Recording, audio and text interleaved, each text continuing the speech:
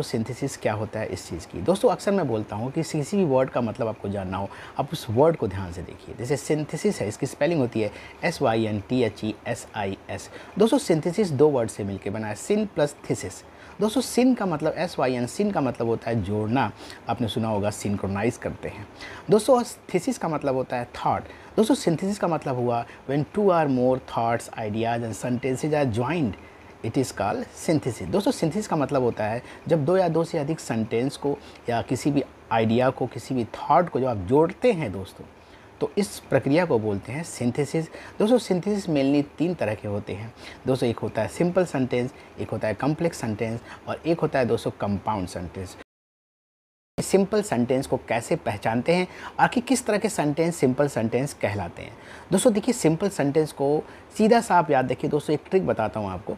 Simple sentence को पहचानना हो तो या आपको बस उसमें यही देखना है कि उस सिंपल सेंटेंस में एक सिंगल वर्ब है या नहीं। आप बोलेंगे सर मुझे समझ में नहीं आया, प्लीज़ एक एग्जाम्पल लीजिए। तो देखिए दोस्तों एग्जाम्पल भी ले लेते हैं। जैसे दोस्तों अगर मैंने कहा कि he lost his money, he went to bank. दोस्तों अगर आपसे पूछा जाए बताइए इस सेंटेंस में कितने वर्ब हैं, तो आप क्या बोलेंगे। दोस्तों ही लॉस्ट हिज मनी, तो पहले तो लॉस्ट क्या है दोस्तों, सेकंड फॉर्म है, ये एक वर्ब है। और ही वेंट टू बैंक यानी दोस्तों वेंट क्या है, ये भी दूसरा वर्ब है।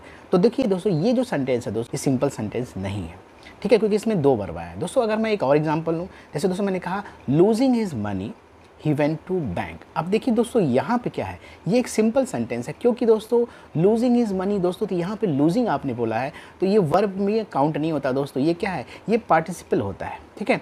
और दोस्तों इसके बाद का जो सेंटेंस था ही वेंट टू बैंक, ये क्या है दोस्तों, यहाँ पे देखिए ही वेंट टू बैंक, तो वेंट क्या है दोस्तों, ये एक वर्ब है, सिंगल वर्ब है। दोस्तों इस सेंटेंस में एक खास बात ये थी कि he lost his money, he went to bank, इसमें देखिए दोनों जगह सब्जेक्ट एक है।